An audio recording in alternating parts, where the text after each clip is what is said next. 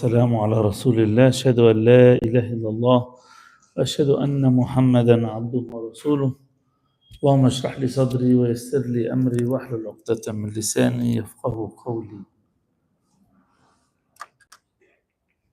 I'll see if this does not give static, inshallah. There are two interesting competing trends in the world of work today. And I thought we can reflect on them for a minute and see how Islam manages this. One interesting trend is called the infinite workday. And it's this trend that's happening, and there's a ton of research around this, where the workday doesn't stop anymore.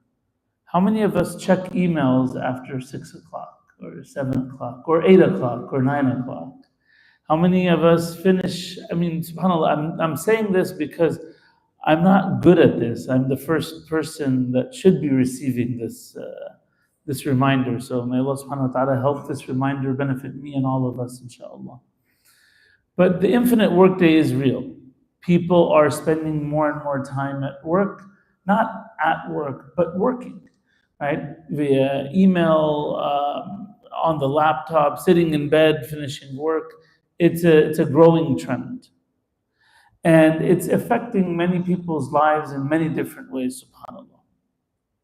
And then on the other hand, you see a very interesting trend. And that trend is called the 4-day work week. People are also calling it 100-80-100. 100% pay, 80% time, 100% output or productivity. Which is, again, sort of on the competing side of, no, we need to give people more time back. We need 3-day weekends. We need to reduce the work week to give people more time. And subhanAllah, these are both responses to the same issue of overworking and stress and burnout. One just tries to catch up by doing more work later in the day, which is a violation of many, many rights. And subhanAllah, these debates over work-life balance, Islam solved them, centuries ago. And there are many ahadith, but due to time, I'll get to the punchline, where the Prophet ﷺ acknowledges one of the companions giving advice to another companion. So Salman al-Farisi, one of the companions, was spending the night at another companion's house, Abu Darda. And when he walked into his house, he saw that, his wife was upset. And she said to Sulaiman that your brother doesn't want anything with this life. And so he sat down with him. He prepared, Abu Darda prepared food for him. And Sulaiman al-Farisi was about to eat, and he said, eat. And he said, no, I'm fasting. And he said, no, eat. Break your fast and eat. And so he broke his fast and he ate. And then at night, Abu Darda woke up in the middle, at the beginning of the night to pray, and Abu Darda told him, sleep. And then the middle of the night came, and he tried to wake up again, and Abu Darda told him, sleep, until it came to the last third of the night. He said, you can pray now. And then at the end of this hadith, he says that Allah has a right upon you, your nafs, your own self has a right upon you, your family has a right upon you, and in another narration, your guests have a right upon you, and give everyone their due right. And they went to the Prophet ﷺ, they told him this incident, and the Prophet ﷺ confirmed the advice that Sulaiman al-Farisi gave to Abu Darda. So this idea that you have rights, and that we need to give every dimension of your life its due rights, is something that I know that many people struggle with today, me first and foremost. Because again, work is not a place that we just go to anymore, right? It's in your hand all day long, it's on the phone, it's this and it's that. And so this framework that the Prophet ﷺ and Islam gave us, where is it in our life? And subhanAllah, sometimes we think the sunnah And what Allah wants from us is more worship and more fasting. Actually, the sunnah is balance. The sunnah is having a balanced life. And many of our lives today, and again, I'm speaking about this first and foremost for myself, are not balanced.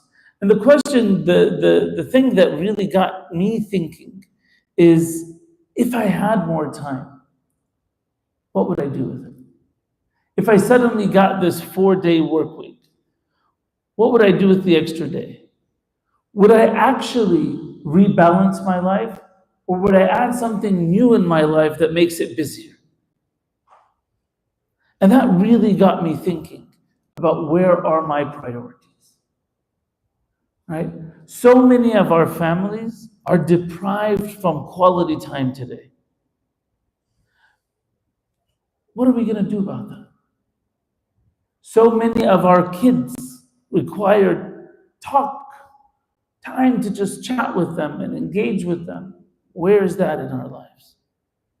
So many of our spouses are deprived of, again, quality time. So again, a reminder for myself and for all of us that our sunnah, our Islam is by nature defined with this balance. Not to one extreme or the other. Not to the extreme of, I'm going to worship all day and do Quran all day. It's like, we are not an ummah of extremes. We are a middle ummah. And we need to be today in the workplace leading, modeling by that behavior. And for the young, I see a lot of young people here. Again, it's the balance. I don't want to say too much work because I don't know if our kids today are doing too much work. But even during the summer, right? Got maybe a couple of weeks left or a couple of days left, but you can't just sleep 14 hours a day and wake up and go to the gym 15 hours a day. Like that extremism is not part of our deen in no way, shape, or form. It's all about balance and understanding the different dimensions of our life that we need to balance. This is a reminder for myself, first and foremost, and a reminder for all of us. May Allah subhanahu wa ta'ala give us the wisdom to balance our lives. May Allah subhanahu wa ta'ala put barakah in our time. And may Allah subhanahu wa ta'ala strengthen us as a community, as an ummah. وصلى اللهم على محمد وعلى آله وصحبه وسلم تسليما